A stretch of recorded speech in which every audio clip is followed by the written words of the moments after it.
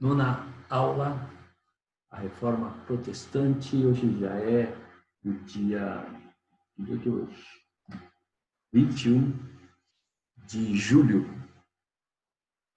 Então, falando sobre a Reforma Protestante, aula 9. Então, como nós tínhamos falado, nós vamos dar uma breve introdução sobre o cânon da Bíblia Hebraica e o cânon do Novo Testamento. O cânon é uma palavra grega, né, que significa vara, mas assume um sentido figurado de régua ou norma. Então, isso que significa o cânon, é uma norma.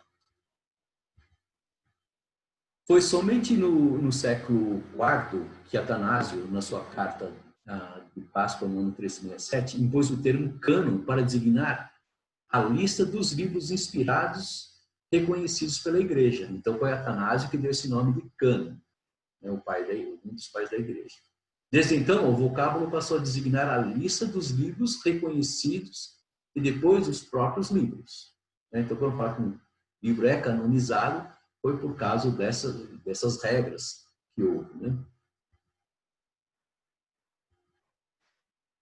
A Bíblia. No século I, Flávio Josefo, para explicar para os leitores gregos o que eram os livros, ele designou uma palavra chamada Bíblia, que significava uma biblioteca. Então, onde tinha vários rolos. Então, a junção de todos esses rolos desses livros formava uma biblioteca. Então, ele era plural. Ele era, aliás, um termo plural. Né? Então, Bíblia significava a junção de todos os rolos. Né? Foi apenas na Idade Média, por causa da sutileza do latim, o termo acabou se tornando singular, Bíblia, que significa todos os livros. Né? Mas, naquela época, quando Flávio Josefo, então a palavra Bíblia nasceu com Flávio Josefo. Né? Então, a Bíblia que a gente conhece hoje não era a Bíblia. Tanto é que os autores do Novo Testamento, como ele se referenciava ao Antigo Testamento? Como escrituras. As escrituras, a escritura, né? Até Jesus fala, né? Vós examinais as escrituras, porque cuidar de ter nelas a vida eterna. Ora, são elas que de mim testificam. E esse versículo a gente às vezes entende errado, né? Parece que Jesus está mandando a gente examinar as escrituras, para assim, examinar as escrituras, porque cuidar de ter vós nela a vida eterna, né? Mas no original tem assim: vós examinais as escrituras, porque cuidar de ter nelas a vida eterna. Ora, são elas que de mim testificam. É isso. Então, os fariseus já examinavam as escrituras porque eles queriam ter a vida eterna, né? Então, esse que era o sentido. Então, no tempo de Jesus, no tempo dos apóstolos, era sempre, antes de Flávio Josefo, eles se relacionavam com o Antigo Testamento como sendo as Escrituras. Né? O termo, então, Bíblia, nasce com Flávio Josefo, né? E às vezes a gente não conhece, né? Pensa que a Bíblia já caiu do céu com zíper e tudo, mas não foi assim, né? Então, a palavra Bíblia nasceu com Flávio Josefo. Os judeus designaram a Bíblia com o acrônimo Tanakh. Acho que eu já até expliquei isso aí, né? E é formado pelas três partes da Bíblia hebraica: a Torá, que é a lei, os Nivim, que os profetas, e o Retuvim, que são os escritos. E assim que é o Tanakh. Esse cara aqui, ó, é a Bíblia hebraica. Esse aqui é o Tanakh. Então, a Bíblia hebraica ela é dividida em três partes: Torá, Nivim e Retuvins. A partir do meados do século II, os cristãos chamavam então de Antigo Testamento. Então veja só, né?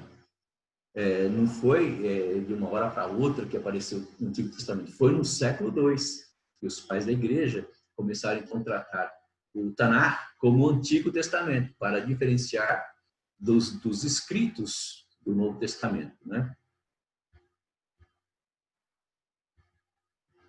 Os escritos da Bíblia, segundo a Baraita, que é uma tradição mishnaica do Talmud. Então, a Mishnah, pré-mishnaica, né? A Mishnah Era uma explicação do Talmud e da Bíblia, né?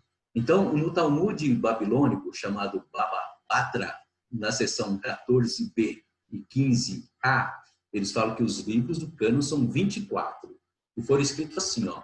Moisés escreveu seu livro, a perícope de Bilã, de Balaão, e o livro de Jó, para os judeus, né? Josué escreveu seu livro e os 8 versículos da Torá, em Deuteronômio 34, de 5 a 12, que fala da morte de Moisés. É lógico que ele não está escrevendo, né? Samuel escreveu seu livro, o livro dos juízes e de Ruth. Aqui já tem um probleminha, né? Samuel morre no capítulo 20 do primeiro livro de Samuel. Ele não poderia escrever o segundo livro, ele já estava morto, né? Davi escreveu o livro dos Salmos por intermédio de 10 anciãos, que são Adão, Melquisedeque, Abraão, Moisés, Remã, Ledutum, Asaf e os 3 filhos de Coré, né? Então pode ver que nos livros de Salmos tem salmo de todos esse pessoal aí, né? Jeremias escreveu seu livro e o livro dos reis e as lamentações. Ezequias e seu grupo escreveram Isaías. Veja só, o grupo de Ezequias escreveu o livro de Isaías. Não foi o profeta Isaías que escreveu. Os provérbios, os cânticos do Cânticos e Coelet. Tem até um livro de Salmos, no capítulo 25 do livro de Provérbios, que eu vou aqui mostrar para vocês. Ó.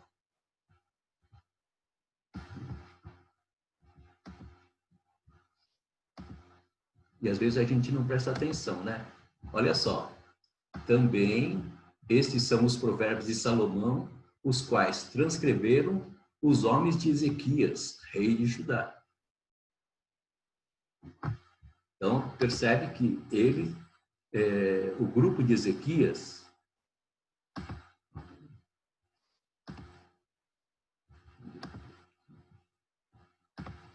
também escreveram, então, o livro de Isaías. O livro de Isaías, segundo alguns estudos, é dividido em 3 partes. O primeiro Isaías vai de 1 até o capítulo 39. O segundo Isaías vai do capítulo 40 até o 55. E o terceiro Isaías vai do capítulo 56 até o 64, parece 66, né? Então, são 3 livros. Quando ele chama Ciro, o meu ungido, não é Isaías que está escrevendo, é o grupo de Ezequias, né?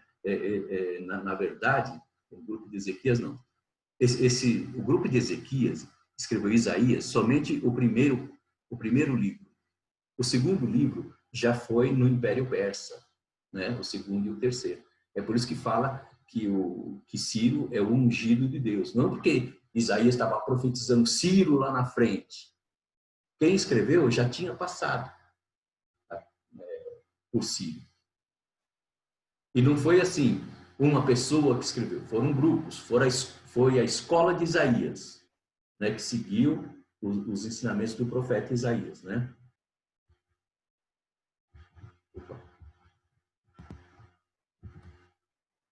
E os homens da grande assembleia, essa grande assembleia é um tipo de sinédrio. Escreveram Ezequiel, os 12 profetas, Daniel e o rolo de Esther, né? Então, veja só que Daniel aqui, ó, se a gente olhar no Tanar, Daniel ele está na terceira parte do livro. Ele não está entre os profetas, porque mais para frente a gente vai ver que Daniel foi escrito no ano 167 por sábios também, né? Não foi o profeta Daniel que escreveu o livro de Daniel, né? Foram os sábios que escreveu a respeito de Daniel. Esdras escreveu seu livro e a genealogia das crônicas. E isso está tudo escrito no Baba Batra 14b e o 15a do Talmud. E aí aparece o seguinte, veja só, eles escreveram no hebraico, e o hebraico não tem consoante, não tem vogal. Então, o que aconteceu? Quando eles voltaram do exílio, ninguém falava hebraico, falava aramaico, né? Dos arameus, língua dos arameus. Falava o aramaico, até Jesus também falava aramaico.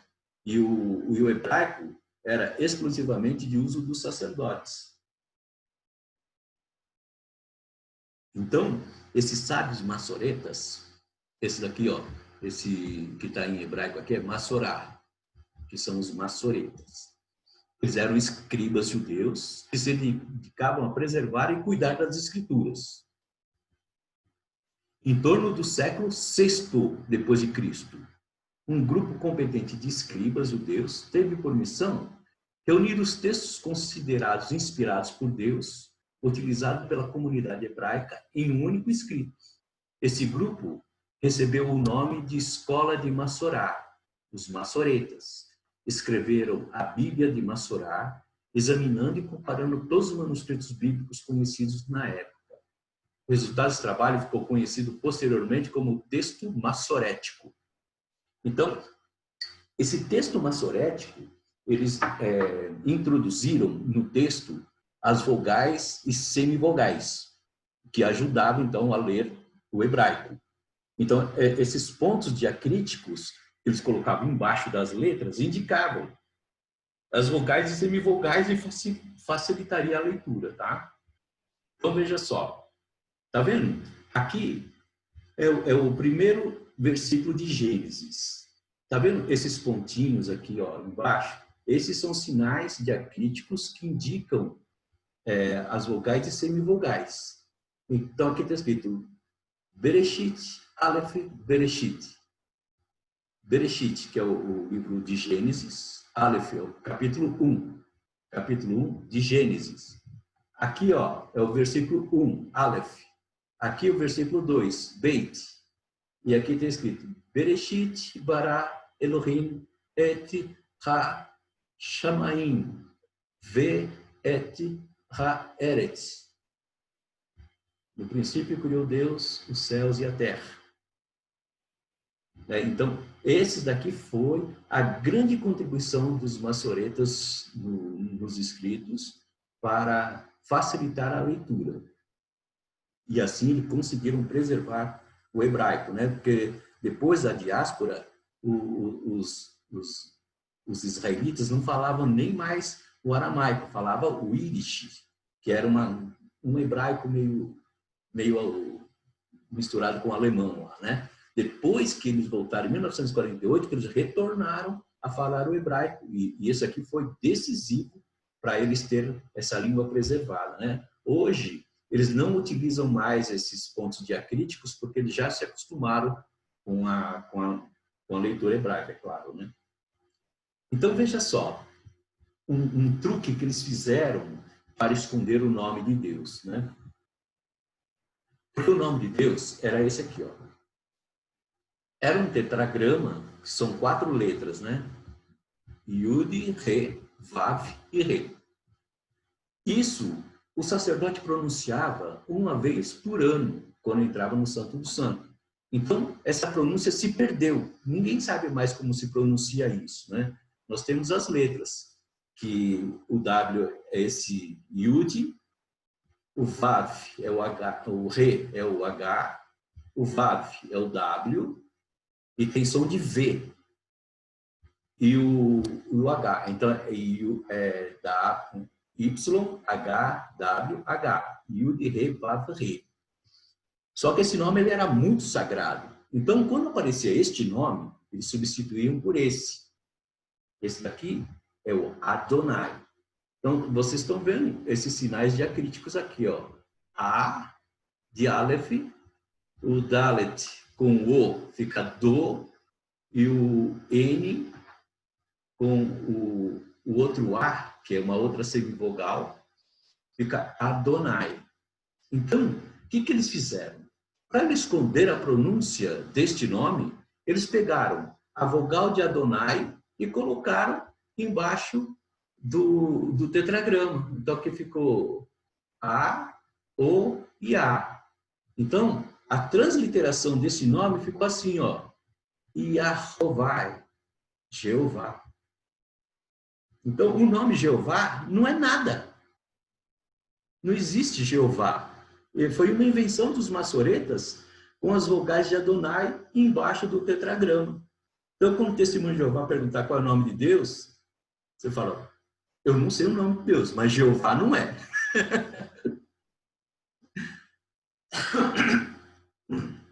Então, a pronúncia ficou Yahvé. Não pode ser Yahweh, porque o V, o W, não é a letra inglesa que tem som de U. É a letra hebraica que tem som de V. Né? O Lamartine fala Yahweh. Né? Mas como ninguém sabe a pronúncia, então pode ser. Mas a maioria do pessoal pronuncia Yahvé. O que é esse Yah? Esse aqui, ó, que é o nome da nossa igreja agora. Ó. Yah. Por que eles descobriram que pelo menos isso aqui é Yah? Por causa da palavra aleluia. Aleluia. Alelu é louvores. A Yah. Então, esse início aqui, a gente tem certeza que é Yah. Agora, esse final não sabe se é Yahvé. Vé. Né? Então, se pronuncia geralmente Yahvé. Né? Então, isso aqui é somente uma curiosidade e da habilidade que os maçoretas tiveram. Né? Então, geralmente, quando aparece esse nome, quando eles estão lendo, ou eles chamam Adonai ou Hashem. Hashem é o eterno. O Adonai é meu Senhor. Né? Adonai, meu Senhor. Né? E também ficou o costume da letra Baal como sendo meu dono. Então, o nome marido, em hebraico, é Baali, meu dono. Né? Para as mulheres, ela tem um dono, né? As mulheres casadas. É Baali. Então, os maçoretas, a grande contribuição foi no século VI, que eles juntaram todos os escritos e colocaram um trabalho imenso, né? Colocar todos os sinais diacríticos para chegar perto da pronúncia, né?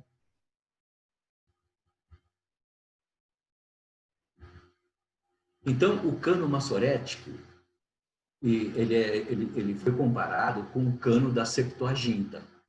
A gente sabe que a Septuaginta ela foi traduzida no decorrer do século II a.C. até o século I depois de Cristo, né? Então, no cano maçorético, a gente tem a Bíblia hebraica, que é o Tanakh, que é a Torá, os Neviim e os Ketuvim. Então, essas letras aqui, ó, T, N e Re, que é o Tanakh. Então, essa é a divisão da Bíblia hebraica. Na Bíblia Septuaginta, já cristianizada, a gente tem o Antigo Testamento, com o Pentateuco, livros históricos, os poéticos, que são os agiográficos, mas os poéticos, os profetas maiores e profetas menores. Então, até hoje, a nossa Bíblia tem essas divisões. Né? E mais tarde foi introduzido a divisão entre capítulos e versículos. Né? Então, a gente tem que tomar também esse cuidado que não ficar lendo, às vezes, um versículo sem conectar com o outro, que dá muita confusão. Por exemplo, no livro de Cânticos. Cânticos de Salomão. Quando fala assim, eu sou o lírio dos vales. Todo mundo pensa, Jesus é o lírio dos vales. Tem até música, não é? Jesus, o lírio dos vales. Mas, na verdade, não é. Por quê? Dividiu o capítulo bem na hora errada. Se você ler o capítulo 1, o final do capítulo 1, o início do capítulo 2, é a voz da noiva. A noiva que está dizendo, eu sou o lírio dos vales. Mas por causa dessa quebra, atrapalhou o entendimento. Né? E ficou sendo Jesus o lírio dos vales, que não é. Né? Então, a gente tem que tomar cuidado também na hora da gente ler, né? Para não cortar o pensamento em versículo, porque os versículos às vezes quebra, né? Nos pontos e vírgulas, né? Os versículos não são, graças a Deus, por causa dos versículos e capítulos, senão a gente nunca ia se achar, né? Quando vai, vamos ler Isaías, mas aonde, né? Ia ser muito difícil. Então, o capítulo e o versículo foram introduzidos bem depois, quase no fim da Idade Média, né? Mas foi uma coisa excelente que até mesmo os judeus adotaram dentro do Tanakh.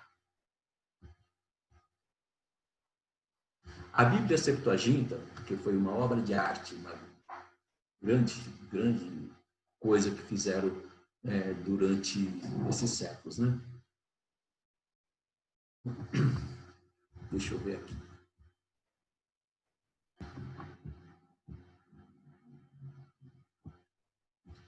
A Torá, ela foi declarada encerrada na época persa, no ano 430.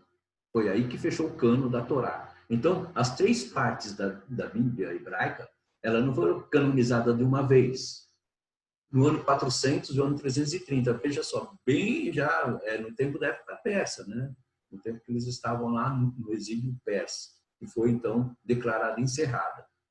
Os Neviins, que são os profetas, vai de Josué, Juízes, Samuel, 1º e 2º Samuel e 1º e 2º Reis, né? O Ruth e Esther estão nos hagiógrafos, estão no Retuvim.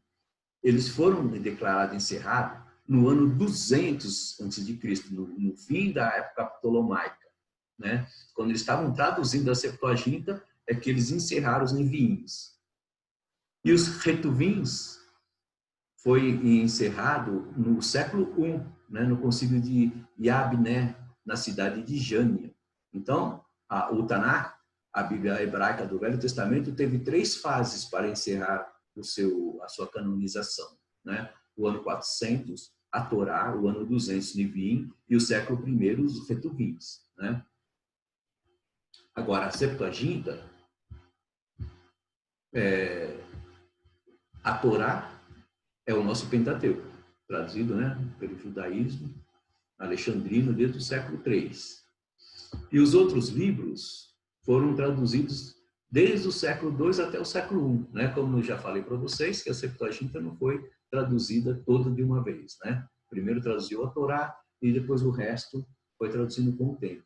E tanto é que a própria tradução da Septuaginta tem aqueles livros que tem alguns acréscimos que não tem no nosso livro agora, né? Que são os deuteros canônicos. Então fica assim, ó, a escritura hebraica.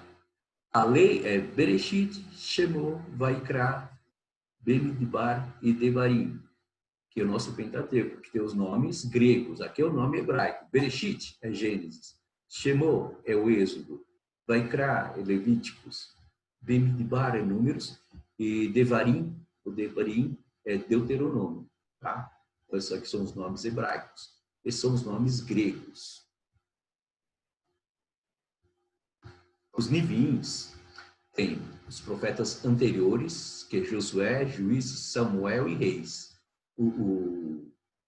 A nossa Bíblia tem Josué, Juízes, Ruth, Samuel, 1º e 2º Reis, 1º e 2º Crônicas, Esdras, Neemias, Esther. Tobias, Judite e Macabeus, que faz parte da Bíblia Católica, estão nos livros históricos. Tá? Tudo que tiver com esse asterisco são os livros deuterocanônicos. E por que eles são deuterocanônicos? Por indicação de Santo Agostinho. Santo Agostinho, no ano 400, ele indicou que esses livros seriam canonizados e considerados também como livros inspirados para os católicos, né? Mas, mais tarde, a gente vai ver que na Reforma Protestante, o Martim Lutero, ele vai voltar para o cânon palestiniense, que é esse cânon aqui, e tirar esses livros aqui da nossa Bíblia, né? Os profetas posteriores, a gente tem Isaías, Joel, Amós, Obadias, Jonas, Miqueias, Naum, Abacuque, Sofonias, Ageu, Zacarias e Malaquias, igual ao nosso, né? Então, aqui tem os livros históricos, aqui depois tem os livros poéticos, que é Jó, Salmos, Provérbios, Coelet, Eclesiásticos, Cânticos dos Cânticos, Sabedoria de Salomão e Eclesiásticos como sendo os deuterocanônicos, né? E os retuvins, que são os agiógrafos e os escritos do hebraico, são os Salmos, Provérbios, Jó, né? Provérbios, Ruth, Cânticos dos Cantos, Coelet, Esther, Daniel, Esdras e Neemias e 1º e 2º Crônicas, né? E aqui a gente tem os profetas maiores, Isaías, Jeremias, Lamentação, Baruque, como sendo deuterocanônico, Ezequiel, Daniel e os acréscimos de Daniel, né? E os profetas menores, que vai de Oséias, Joel até Malaquias. Então, os cristãos colocaram nessa ordem para quê? Quando chega aqui em Malaquias, que eles afirmam ser o último profeta, e já desembocaria, então, no Novo Testamento, né? Tem algumas Bíblias até que tem 4 páginas em branco, que significa os 400 anos que Deus não se comunicaria mais, né, através dos profetas. Então, isso foi colocado propositalmente para desembocar no Novo Testamento, né? Então, ficou o Velho Testamento e o Novo Testamento. Então, essa divisão foi praticamente a dos cristãos que fizeram, né? E esse daqui, o Tanakh, são dos judeus, né? Então, se alguém quiser estudar o Velho Testamento, tem que ser pelo Tanakh, pode ser pela Septuaginta, né? Tem aqui, então, a idade, mais ou menos, de quando foram escritos os livros. E tudo coisas aproximadas e que dependem de pesquisas ainda, né? Então, o Pentateuco de Gênesis e Êxodo foi escrito no ano 1000 até o ano 400. Então, muitos atribuem a gente, né, acredita que foi Moisés que escreveu, mas os estudiosos não creem que foi Moisés que escreveu, por várias questões, né? Tem várias questões que eles levantaram que e depois, mais tarde, a gente pode ver alguma coisa sobre a teoria documental de Wellhausen, é um alemão, teólogo alemão, que inventou a teoria das 4 tradições, javista, eloísta, sacerdotal e deuteronomista, né? De escrita dos livros. Então, eles acreditam que foram escritos do ano 1000 até o ano 400, Gênesis, Êxodo e Números. No ano 720 até 400, já no exílio, é que foi escrito o Deuteronômio, né? Aqui não, no ano 720 a 400, foi escrito, começou com o rei Josias e terminou no exílio. E Levíticos já foi no ano 580 a 400, né? Então, aqueles não apontam que Moisés escreveu a Torá, né? Isso vai contra aquela seção do Talmud. Os livros históricos também, de Josué, Juízes, Josué, Juízes, Samuel e Reis, foi escrito praticamente no reinado de Josias, segundo os historiadores, né? Salmos a gente não tem direito como foi, né? Talvez no ano 1000, em Provérbios.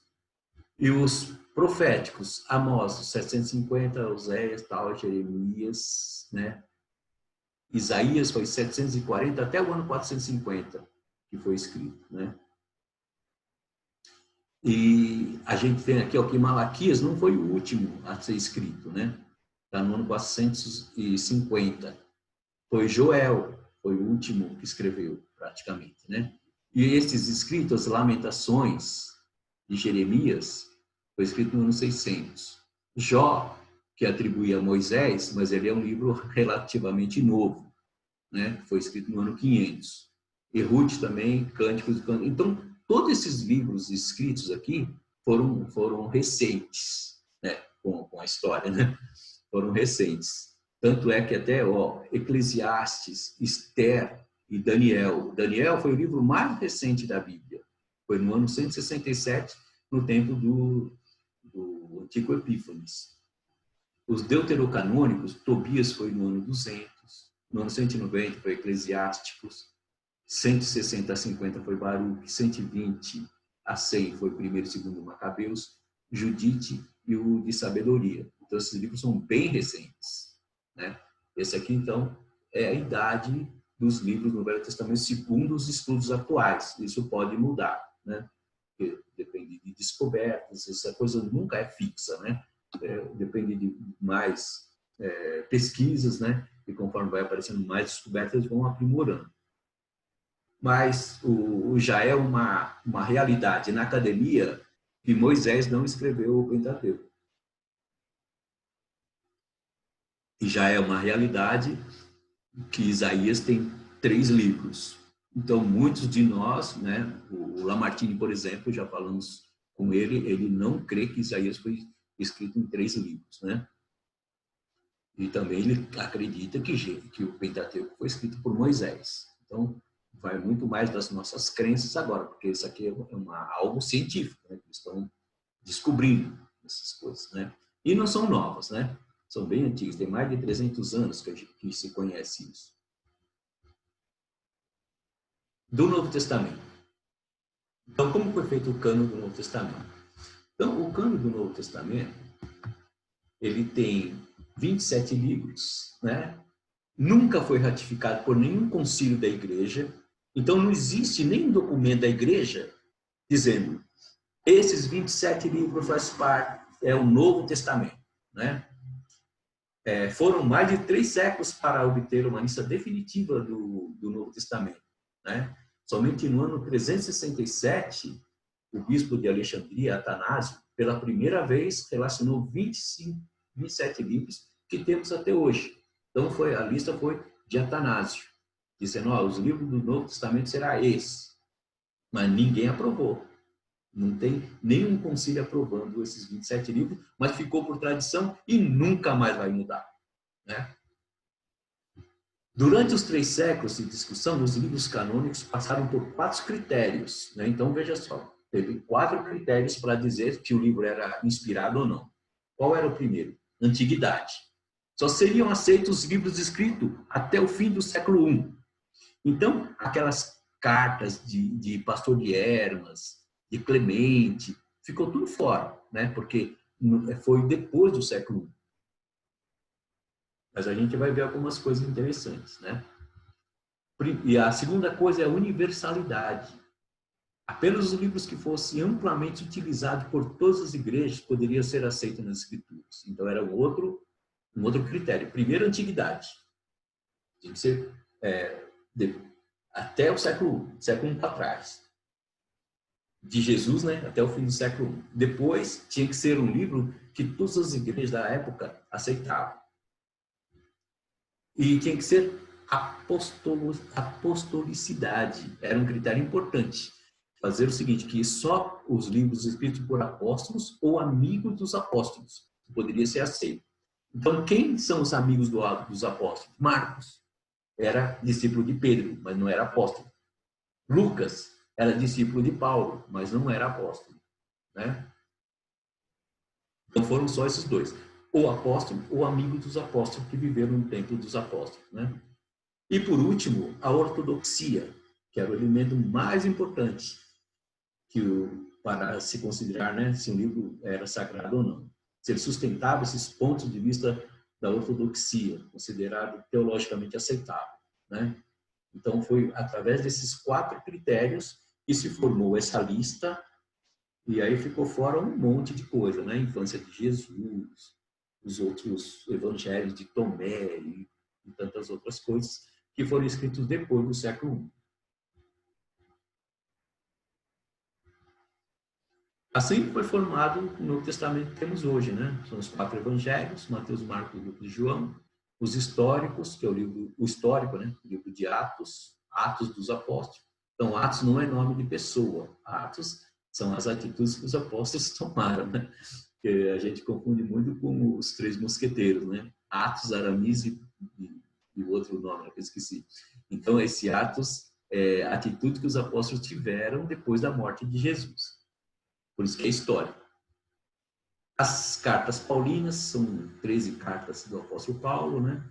E as cartas universais, né? Que para Hebreus entrar no cânon, eles tiveram que atribuir o livro de Hebreus a Paulo. Mas, na verdade, ninguém sabe quem é o autor. É um autor desconhecido. Mas se eles não atribuíssem a Paulo, eles não poderiam fazer parte da Bíblia, porque ninguém sabe quem é o autor, né?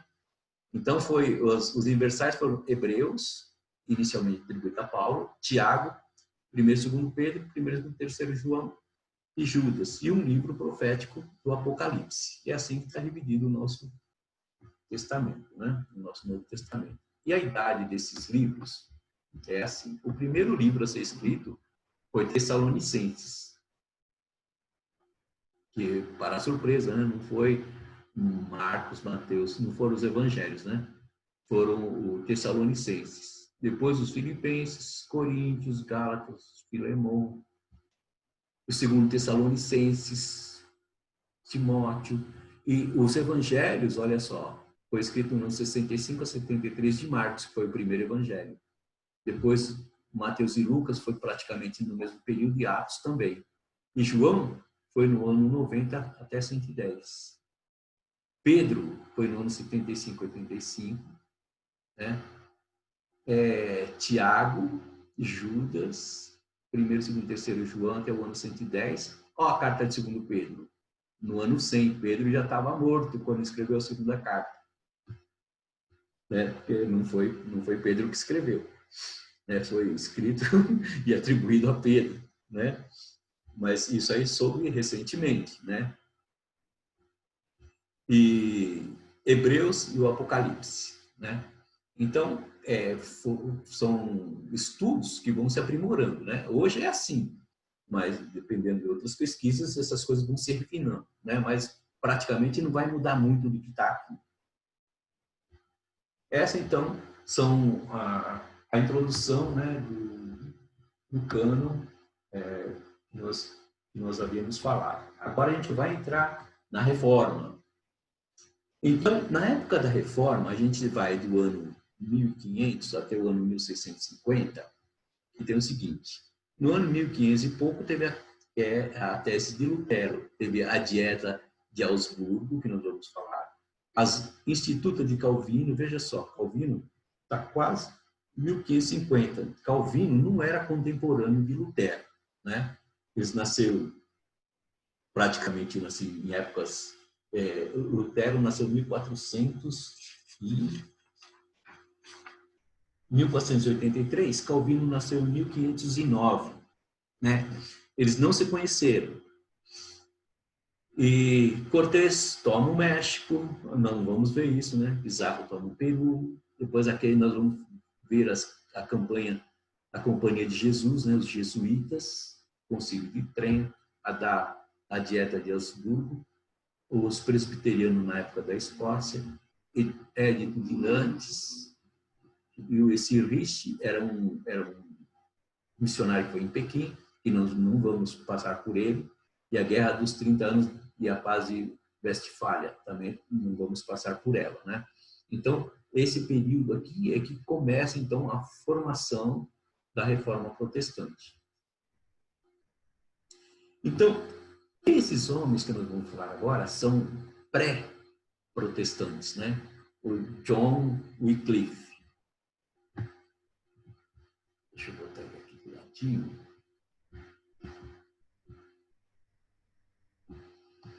Esse aqui é o John Wycliffe. Ele viveu no ano 1300 a 1384. Então, praticamente 84 anos. Viveu bem, né?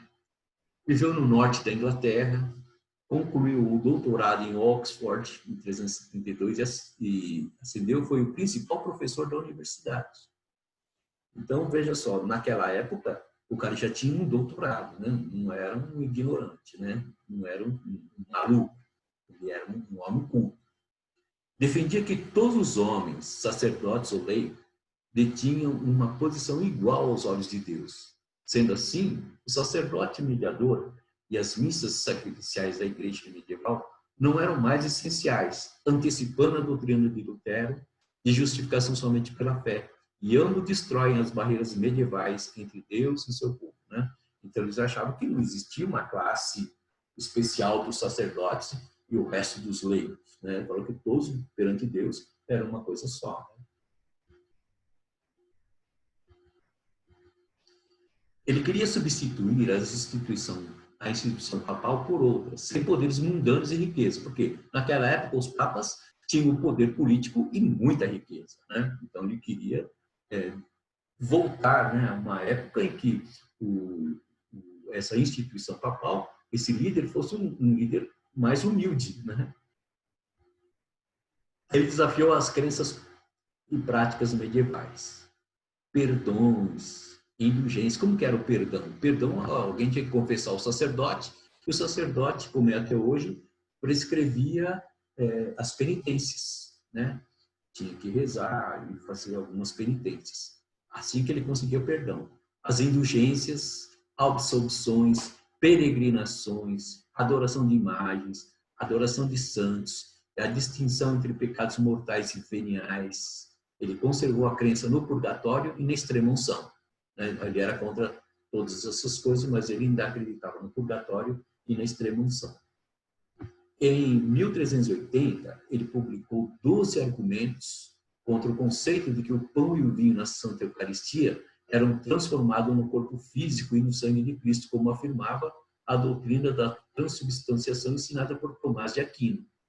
Então, nós vamos talvez passar alguma coisa sobre Tomás de Aquino, e ele que veio então com a doutrina da transubstanciação.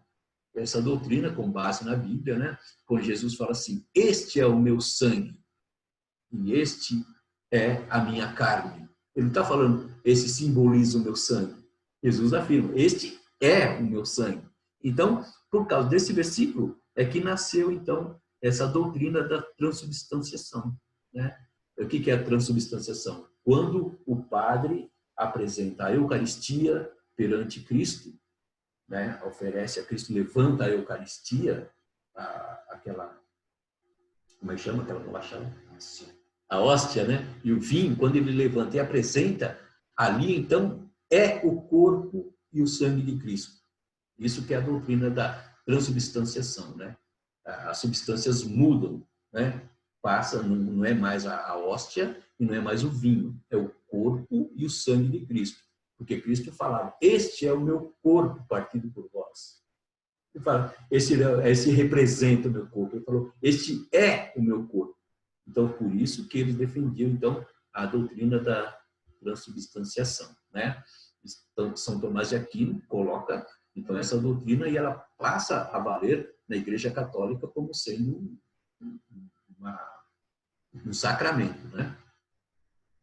Então, ele alegava que a finalidade do sacramento é a presença de Cristo na alma, né? Então, o John Wycliffe foi um dos primeiros contra essa doutrina, né?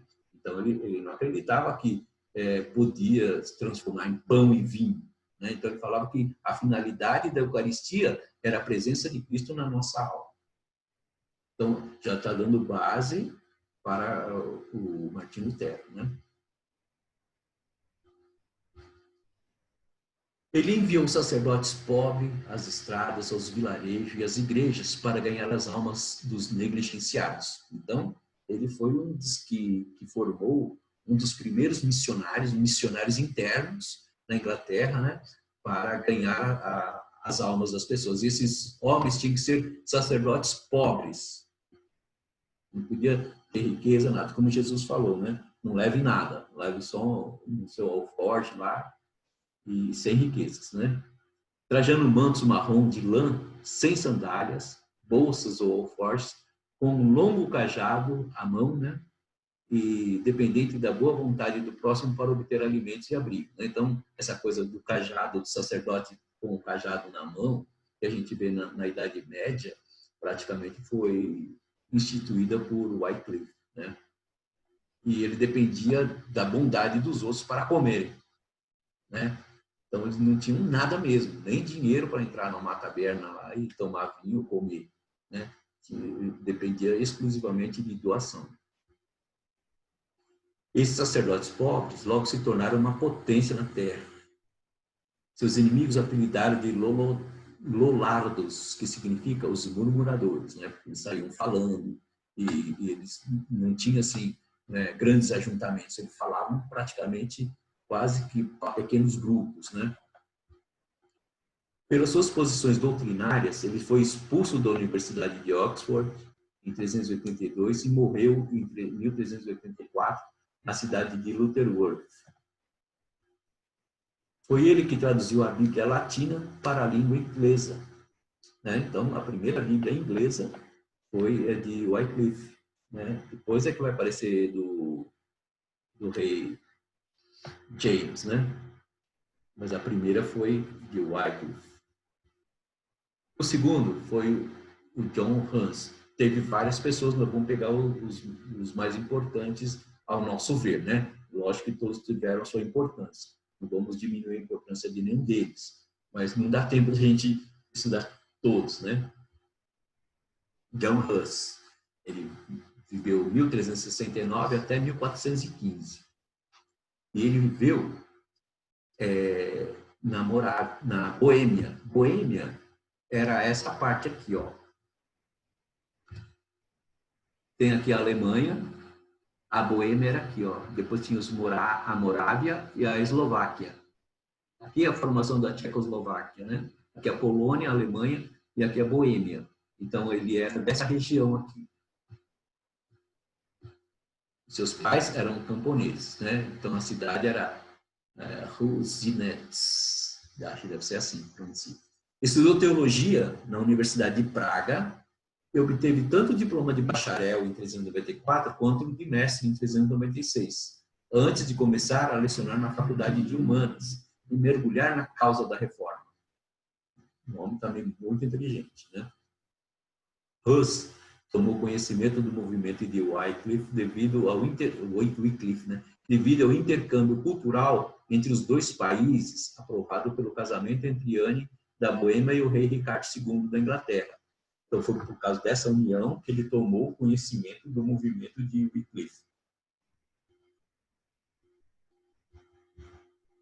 Foi na Capela de Belém, fundada em 391, onde ele teve a oportunidade de transmitir as ideias de Wycliffe, com o propósito expresso de incentivar a fé nacional na Boêmia, no país onde ele vivia.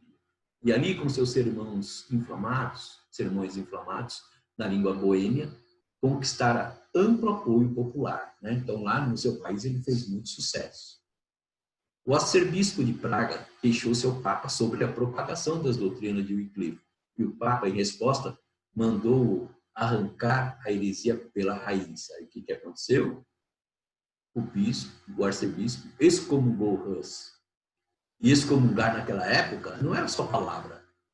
Fala assim, você agora não pertence mais à nossa igreja. Tá bom, procuro outra.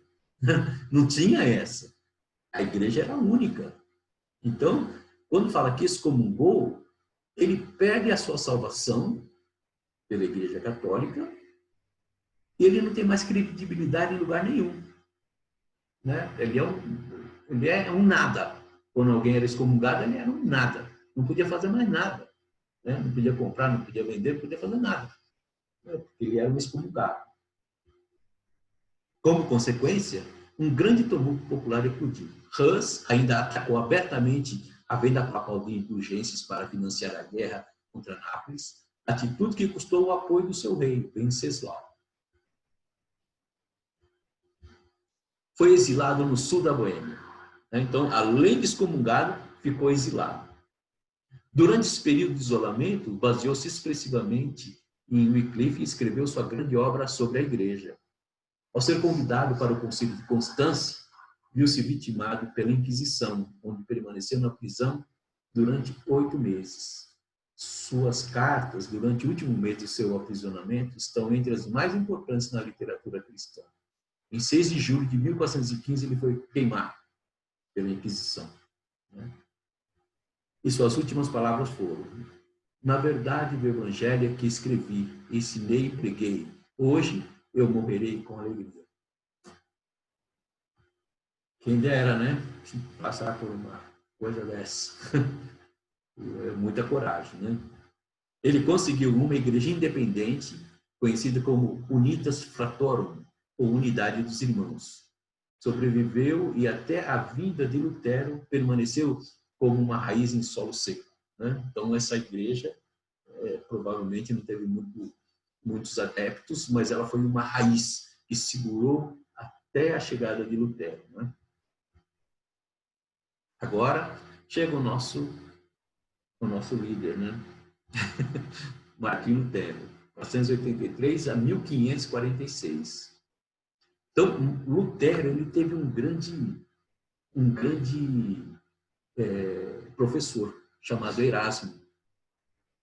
Esse Erasmo ele era um teólogo humanista, né? Um dos primeiros humanistas, e influenciou muito Lutero, né? nós não vamos falar muito de Erasmo de Roterdã, mas vocês podem procurar, que tem livros dele, né?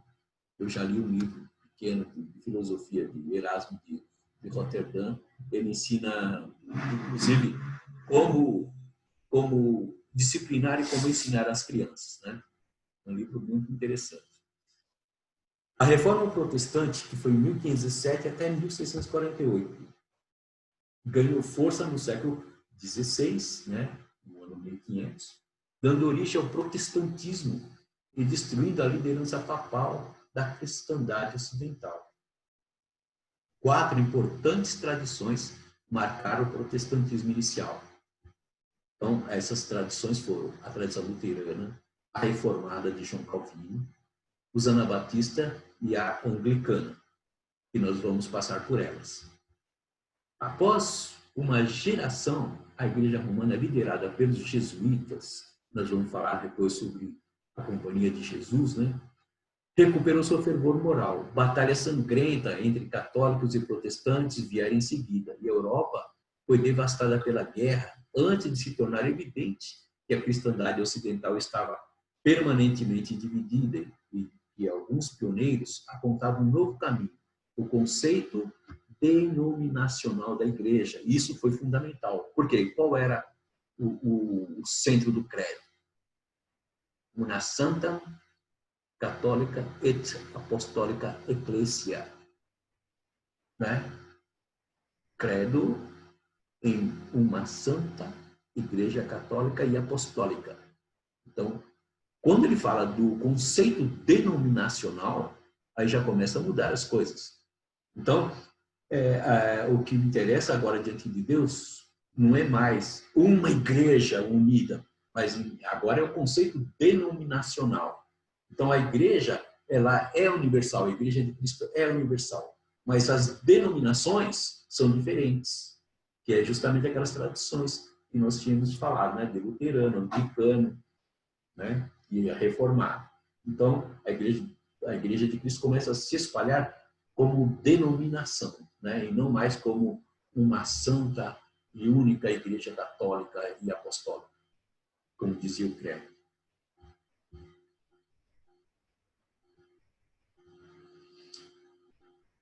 Então, a conversão do Martinho Lutero está na página 46 da apostila. Depois a gente pode ler, né, essa página.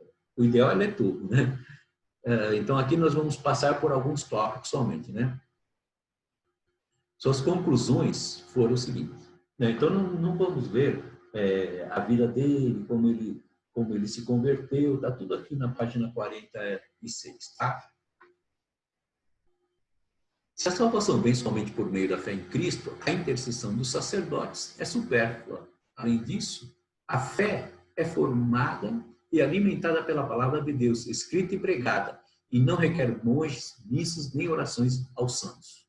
Essa que era a posição dele, né? Então, se a salvação vem pela fé, a gente não precisa de intercessão de sacerdotes para receber a salvação, né? A indignação de Lutero era contra a venda de indulgências durante as cruzadas. Vocês se lembram quando eu estava falando das cruzadas, que o Papa emitia indulgências, dando salvação para aqueles que participavam das cruzadas, né? Então, era isso que Lutero já estava indignado, né? E era também uma fonte de renda do Papa, né? Ele vendia as indulgências. Contra a pregação do dominicano João Tetzel, em 1517, para angariar fundos para a conclusão da Basílica de São Pedro em Roma. Essa basílica, que hoje é uma coisa fabulosa lá em Roma, ela foi financiada com a venda de indulgências, né? Então, olha só o que esse dominicano falava, né? Tetzel dizia que concederia aos doadores uma indulgência eficaz até mesmo após a morte, capaz de livrar a alma do purgatório. Então, ele tinha uma frase: assim que a moeda no cofre cai, a alma do purgatório sai, né? Então, se quiser livrar a alma de um parente seu do purgatório, você comprava a indulgência e ele saiu do purgatório. Que maravilha, né? Então, foi por causa dessas crenças de purgatório e tantas outras coisas, e achava que a salvação poderia ser comprada, né? Então foi com isso que ele se indignou. Ele prontamente elaborou 95 proposições, seriam as 10, para debate teológico em 31 de outubro de 1507, segundo o costume universitário, afixou-as na porta da igreja do Castelinho de Wittenberg. Então, isso era um costume local, né? Tanto é que vocês veem aqui nessa figura que está atrás aqui, né? Que é a capa da nossa apostila, ele prega as 95 perguntas dele, teses deles, para debate. Isso era comum na capela, né? Todo mundo que tinha alguma tese fixava essa tese na porta dessa igreja para ser debatido. Foi isso que ele fez, tá? Não foi um protesto, entendeu? Foi alguma coisa que ele estava protestando contra a igreja, por isso que ele pregou lá na igreja. Aquilo era um costume, né? Todo mundo fixava as suas teses na porta da igreja para debater, né? Então foi isso que ele fez. Ele foi denunciado a Roma por pregar doutrinas perigosas, compareceu a diversos debates, foi declarado herege pela igreja romana. As principais da doutrina da justiça entre Roma e Lutero pode ser resumida assim. Aqui a gente tem um modelo católico de Santo Agostinho do lado esquerdo e do lado direito a gente tem um modelo protestante de Lutero. Então, no modelo católico, os fiéis tornam-se justos na peregrinação espiritual, né? Então, fazendo peregrinações aos lugares santos e, com isso, o fiel se tornava justo.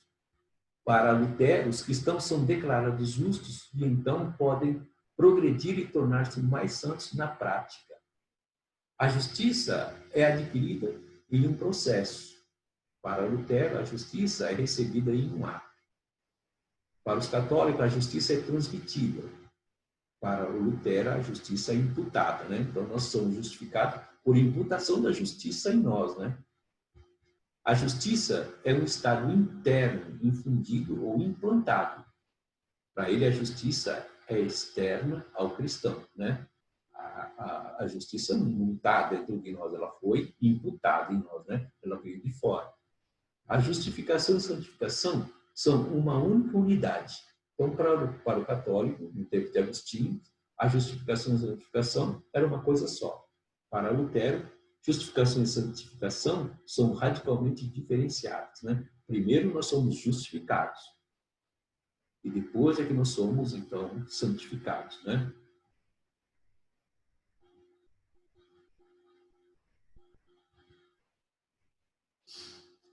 Lutero descartou a visão tradicional da Igreja como uma hierarquia sagrada chefiada pelo Papa.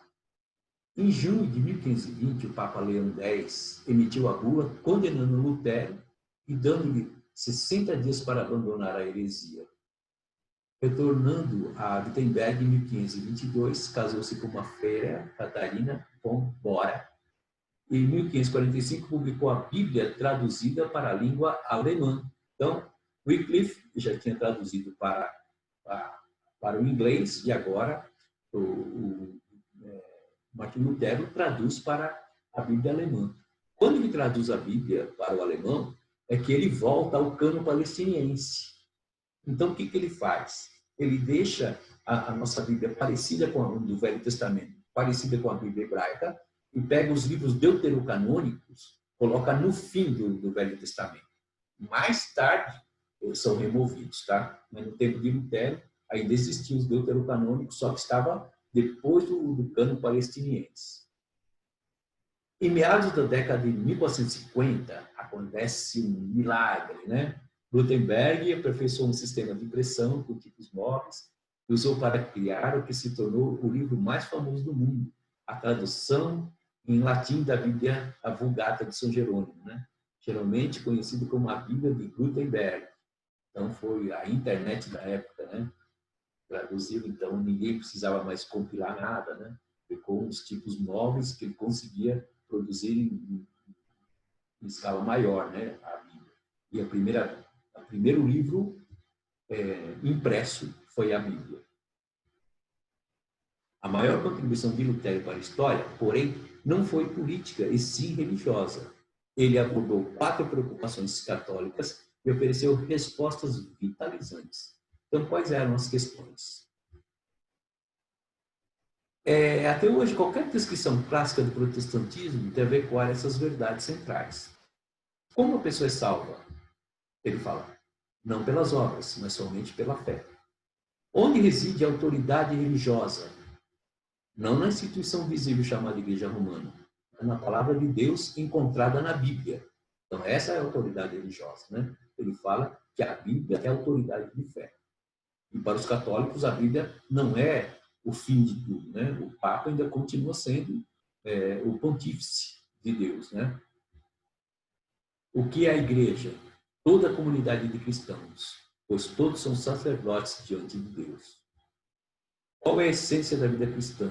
Servir a Deus em qualquer chamado útil, seja ele ordenado ou leigo, né? Então, essa daqui que foram as doutrinas transformadoras do catolicismo, né? Martim Lutero faleceu em 1546, considerado por alguns como um velho irascível, então ele era muito nervoso, petulante, rabugento, desenfreado e às vezes grosseiro. Ele era assim mesmo, né? Um homem talvez muito difícil de se lidar, né? Felizmente, os defeitos pessoais de um rebelde idoso em nada diminui a grandeza da sua realização, né? Então ele era um homem, tanto é que tem uma passagem que ele traduziu um versículo e aí um dos discípulos dele foi corrigir, falou assim, não, esse versículo está traduzido errado, falou, mas vai ficar errado assim mesmo, e acabou, e ficou daquele jeito. Eu não lembro qual é o versículo, né? Então ele era muito irascível, era muito nervoso e petulante e rabugento mesmo, né? E grosseiro. Então, com isso, então, às vezes desmistifica um pouquinho, né, essa coisa aqui de Martim Lutero, mas ele era um homem desse jeito mesmo, né? E teve uma grande importância na história, na nossa história, né, recente. Ele é um homem de grande importância. Depois, a gente vai ver na próxima aula os movimentos anabatista, o puritanismo, o João Calvino, vai ser a grande parte, né, da aula, a Igreja Anglicana e William Tyndale e Inácio de Loyola, que vai formar os jesuítas, né, na próxima aula. Então, a gente já vai caminhar, então, para um progresso que a gente vai culminar, então, no grande avivamento, né? Então, esse é o pontapé inicial da reforma, né? A história de Lutero ela é muito rica, existem livros e livros, né, falando sobre a sua história, como ele foi protegido pelos exércitos dos alemães, né, como ele quase morreu, né? Foi um dos exércitos que o livrou da morte e tal, para ele retornar de Roma em paz, né? E, enfim, ele não queria formar uma outra igreja, ele queria reformar a Igreja Católica, né? Ele queria que a Igreja Católica fosse transformada pelas ideias dele, mas como não teve jeito, ele acabou formando o luteranismo, né? Isso veio depois dele, certo? Então, é tudo isso. Agora, então, a gente abre um pouquinho para as perguntas. Se alguém quiser comentar, não precisa perguntar, pode comentar.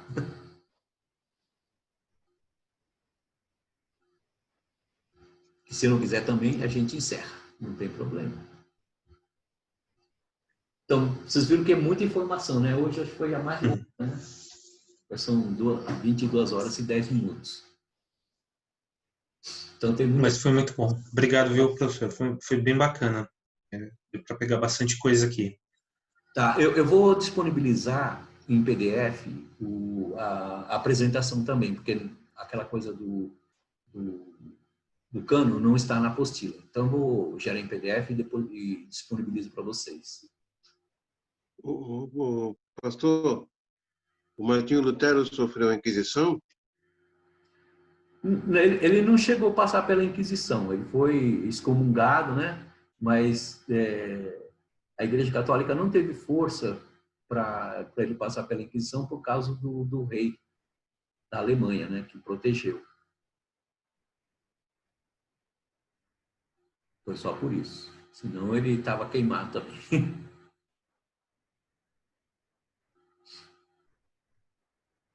Obrigado. Nada.